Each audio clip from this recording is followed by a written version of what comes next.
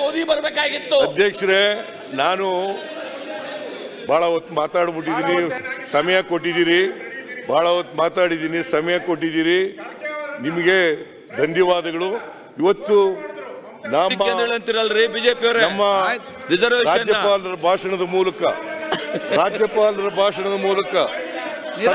ನಮ್ಮ ಸರ್ಕಾರದ ನಿಲುವು, ಸರ್ಕಾರದ ನೀತಿ, ಸರ್ಕಾರದ ಕಾರ್ಯಕ್ರಮಗಳು ಮತ್ತೆ ಈ ರಾಜ್ಯ ಹೇಗೆ ನೋಟ ಇವತ್ತು ಇಷ್ಟೆಲ್ಲ ಮಾತಾಡ್ತಾರಲ್ಲ.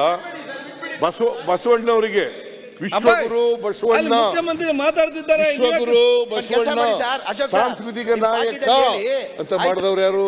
ಮಿಸ್ಟರ್ ಯತ್ನಾಳ್, ನಾನಲ್ವಾ? ಮತ್ತೆ ಹೇಳಿ, ಚಪ್ಪಾಳೆ ತಟ್ರಿ. ಯಾರು ಮಾಡಿದ್ರು? ಯಾರು ಮಾಡಕ್ ಆಗ್ಲಿಲ್ಲ, ಯಾರು ಮಾಡ್ಲಿಲ್ಲ. 3 ವರ್ಷದಲ್ಲಿ ನಾನು ಮಾಡಿದ್ದು ಕಾರ್ಯಕ್ರಮ ಕೊಡ್ಲಿಲ್ಲ ನೀವು. ವಿಶ್ವಗುರು ಬೊಮ್ಮಾಯಿ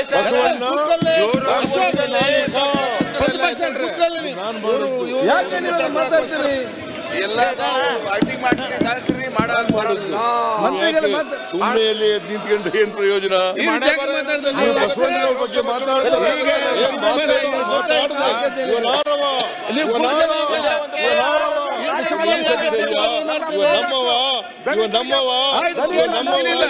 ನಿನ್ನ ಮನೆಯ ಮಗನಿಂದ ಇದರಲ್ಲಿ ನಂಬಿಕೆ ಇಟ್ಕೊಂಡಿದ್ದವ್ರು ನಾವು.